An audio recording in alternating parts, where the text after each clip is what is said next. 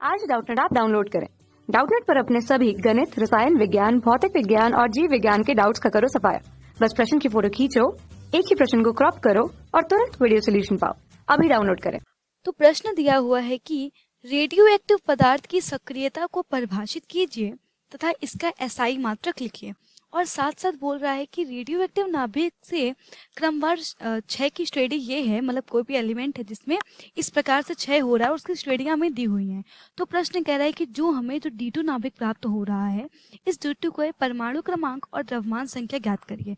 और हमें दिया हुआ है कि 70 और 176 जो परमाणु क्रमांक द्रव्यमान संख्या है ये डी के लिए है। ठीक है, तो देखो हमें क्या करना है, एक तो हमें रेडियो पदार्थ की सक्रियता की परिभाषा लिखनी है और इसका एसआई मात्रक, साथ हमें ये बताना है कि जो ये क्षय हो रहे थे रेडियो एक्टिव नाभिक में, जो ये क्षय हो रहे थे, तो जो ये D2 प्राप्त हो रहा है, इस D2 के परमाणु क्रमांक और द्रव्यमान संख्या के मान क्या क्या होंगे।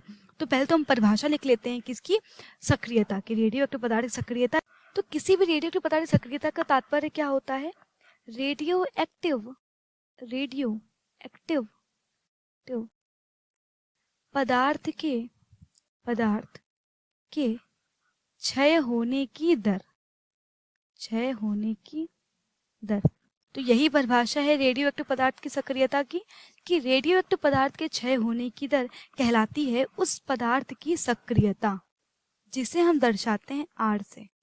ठीक है, तो जिस दर से रेडियो एक्टिव पदार्थ क्षय हो रहा होगा, उस क्षय होने की दर को ही हम कहेंगे उस पदार्थ के लिए सक्रियता।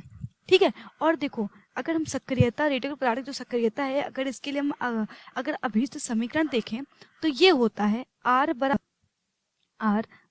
नॉट E की घात माइनस के लैम्डा टी। ठीक है, तो ये है हमारा रेडियो एक्टिव पदार्थ के क्षय होने का समीकरण, हम कह सकते हैं रेडियो पदार्थ की सक्रियता, जिसमें R क्या है, जहां पर R है हमारा अंतिम सक्रियता और R नॉट क्या है, ये है हमारी प्रारंभिक सक्रियता। ठीक है, और लैम्डा क्या है, लैम्डा है हमारा क्षय नियतांक और स्मॉल टी क्या है, स्मॉल टी है वो है समय। ठीक है, कि जिस समय जो है या फिर हम कह सकते हैं जिस क्षण जो है पदार्थ सक्रिय होगा, ठीक है, या क्षय हो रहा होगा। ठीक, तो ये तो हमने देख लिया। अब हमसे बोला गया था कि रेडियो एक्टिव पदार्थ सक्रियता का परिभाषा तथा इसका एसआई मात्रक। तो रेडियो एक्टिव पदार्थ की जो सक्रियता होती है, इसका जो एसआई मात्रक होता है वो होता है बैक्यूरल। तो एसआई मात्रक क्या है, इसका एसआई मात्रक है बैक्यूरल। ठीक है, और एक बैक्यूरल बराबर होता है एक विघटन प्रति सेकेंड।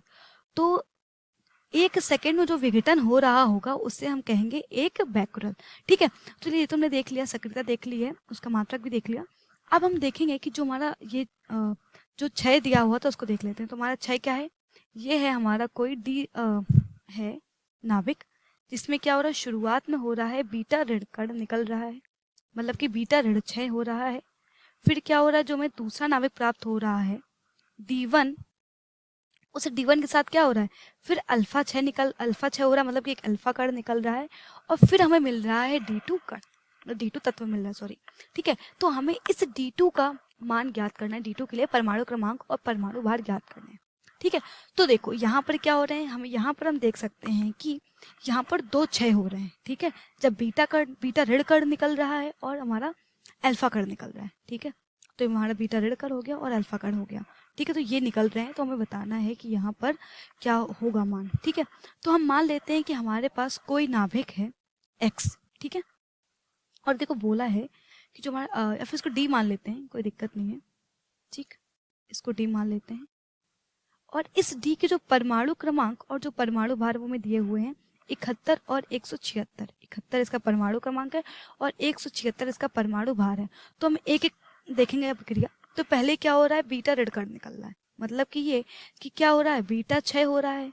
ठीक है, और बीटा क्षय में क्या हो रहा है, तो देखिए बीटा उत्सर्जन में होता ये है कि एक हमारा इलेक्ट्रॉन निकल रहा होता है। ठीक है, तो ये हम कह सकते हैं एक बीटा ऋण कण का उत्सर्जन हो रहा होता है। और इसमें होता क्या है, इसमें होता ये है कि जैसे ही हमारा बीटा ऋण कण निकलता है तो इसके परमाणु क्रमांक में एक की वृद्धि हो जाती है। ठीक है, एक की वृद्धि होगी तो मतलब कि 71 प्लस 1 हो गया। और चूंकि परमाणु क्रमांक में एक की वृद्धि होती क्यों है?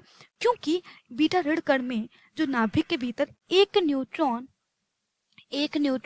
बदल जाता है एक प्रोटॉन में। और प्रोटॉन की अगर प्रोटॉन की संख्या अगर एक बढ़ रही है तो इसका मतलब क्या है कि जो परमाणु क्रमांक है उसमें एक की वृद्धि हो जाएगी। साथ साथ क्या हो रहा होगा, और देखिए जो हमारा जो परमाणु क्रमांक है उसमें तो वृद्धि हो गई, ठीक है, लेकिन जो हमारा और क्या मिल रहा था, देखिए D1 मिल रहा था, उसको ऐसे लिख लेंगे। और जो हमारा द्रव्यमान संख्या होता है तो द्रव्यमान संख्या में कोई भी अंतर नहीं होता है, ठीक है, 176 ही रहेगा, ठीक है। तो ये तो 176 ही रहा। तो हम इस प्रकार कह सकते हैं कि जो हमें अब जो हमारा D1 नाभिक प्राप्त हुआ है इसके लिए परमाणु क्रमांक क्या होगा? इसके लिए परमाणु क्रमांक होगा 72 और जो हमारा द्रव्यमान संख्या है वो क्या होगा? वो होगा 176, ठीक है। तो आई होप आपको समझ में आ गया होगा कि बीटा उत्सर्जन है क्या। फिर से समझिए कि बीटा उत्सर्जन में क्या होता है। बीटा उत्सर्जन में एक तो हमारा जो बीटा कण निकलता है, ठीक है, तो एक बीटा कण निकल रहा होता है, साथ साथ या हम एक हमारा अन्य कण निकल रहा होता है जिसे हम बोलते हैं एंटी न्यूट्रिनो। तो आप चाहो तो यहाँ पे लिख सकते हो एंटी न्यूट्रिनो को, ठीक है। और इस अभिक्रिया में होता क्या है, इस क्षय में होता ये है कि जो हमारा नाभिकों के जो कणों की जो कुल संख्या है, मतलब जो द्रव्यमान संख्या है वो तो वैसी रहती है, लेकिन जो हमारा प्रोटॉन है तो प्रोटॉन की संख्या में एक की वृद्धि, हम कह सकते हैं परमाणु क्रमांक की एक वृद्धि होती है, क्योंकि यहाँ पर जो एक न्यूट्रॉन होता है नाभिक के भीतर वो एक प्रोटॉन में बदल जाता है जिस समय ये हमारा बीटा कण निकल रहा होगा, जिस समय ये बीटा कण उत्सर्जित हो रहा होगा, ठीक है। तो अब क्या हो रहा है, जो D1 के साथ क्या हो रहा है, अल्फा कण उत्सर्जन हो रहा है, अल्फा कण का उत्सर्जन हो रहा है, मतलब क्या है, यहाँ पर अल्फा क्षय हो रहा होगा। और अल्फा कण किसके तुल्य होता है? अल्फा कण तुल्य होता है एक हीलियम नाभिक के 2He4 के, ठीक है। तो अल्फा कण हमारा एक हीलियम नाभिक के तुल्य होता है। और अल्फा कण में क्या होता है, अल्फा कण जो हमारा हम कहते हैं जो हमारा अल्फा क्षय होता है तो उसमें होता क्या है कि जो हमारा परमाणु क्रमांक होता है तो परमाणु क्रमांक में 2 की कमी, क्योंकि देखो यहाँ पर अल्फा कण निकल रहा है मतलब कि एक हीलियम का नाभिक निकल रहा है, तो यहाँ पर कुछ ना कुछ कमी आएगी परमाणु क्रमांक और द्रव्यमान संख्या में। तो किसी कमी आएगी, परमाणु जो क्रमांक होगा उसमें 2 की कमी आएगी, तो 72 - 2, ठीक है। और हमें जो आखिरी कण है वो क्या तत्व क्या मिल रहा है, D2, ठीक है। तो ये हमारा D2 परमाणु प्राप्त हो रहा है, ठीक है। और जो हमारा परमाणु भार होता है तो परमाणु भार में 4 की कमी आती है, ठीक है। तो 176 - 4, ठीक है। तो इस प्रकार जो हमारा D2 तत्व होगा उसके लिए परमाणु क्रमांक कितना हो जाएगा, इसके लिए परमाणु क्रमांक हो जाएगा 70, जबकि जो द्रव्यमान संख्या वो कितनी हो जाएगी, 174। ऐसा क्यों? क्योंकि अल्फा 6 में एक हीलियम नाभिक का उत्सर्जन होता है और जैसे ही हीलियम नाभिक का उत्सर्जन हो रहा होता है तो परमाणु क्रमांक में 2 की कमी और परमाणु भार में 4 की कमी हो जाती है, ठीक है। तो ये होता है हमारा अल्फा 6। तो अगर हम बोलें कि जो D2 है तो D2 के लिए परमाणु क्रमांक क्या होगा, D2 के लिए परमाणु क्रमांक का मान होगा 70, जबकि जो हमारी द्रव्यमान संख्या है तो द्रव्यमान संख्या का मान कितना होगा, ये होगा 174, ठीक है। तो यही हमारे प्रश्न का उत्तर है। धन्यवाद। कक्षा 6वीं से 12वीं से लेकर नीट, IIT, JEE वो एडवांस के लेवल तक 1 करोड़ से ज्यादा छात्रों का भरोसा। आज ही डाउनलोड करें डाउटनेट ऐप या व्हाट्सएप करें अपने सारे डाउट्स 8400 400 400 पर।